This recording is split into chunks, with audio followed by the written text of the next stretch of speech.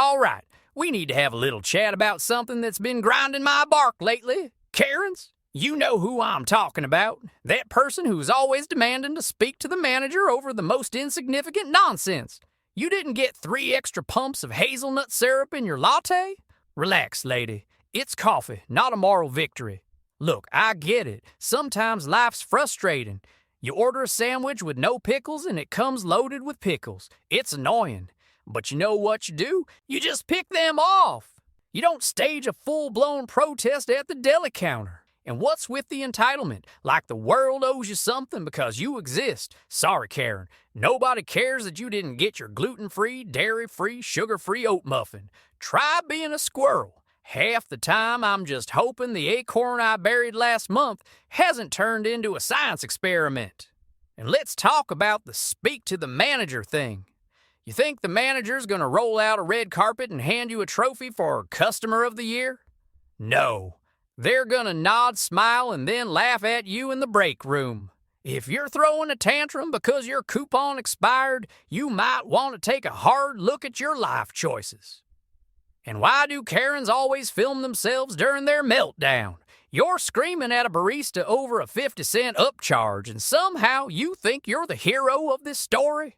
Newsflash, you're not starting a revolution.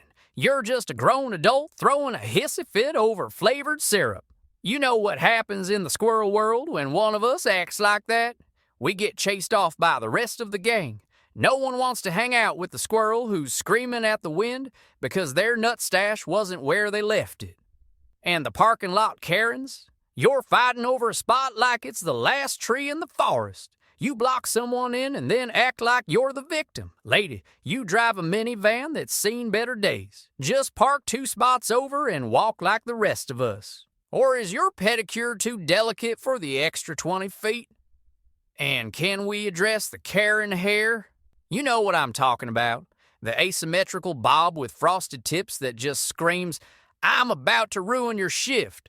If your hairstyle looks like it could chop wood, maybe rethink your vibe. Now, how do you not become a Karen? It's simple. Calm down. Think about whether your problem actually matters. Don't act like the world's ending because your pumpkin spice latte wasn't foamy enough. And here's a wild idea. Be polite. Say please and thank you like a normal, functioning adult. Back in my day, if you made a scene like that, the whole neighborhood would just ignore you until you stopped. Now, people film it and call you out online. Congratulations, you've become an internet meme. How's that working out for your personal brand? And here's a pro tip. If you find yourself saying, "I'm not trying to be difficult, but," you're already being difficult.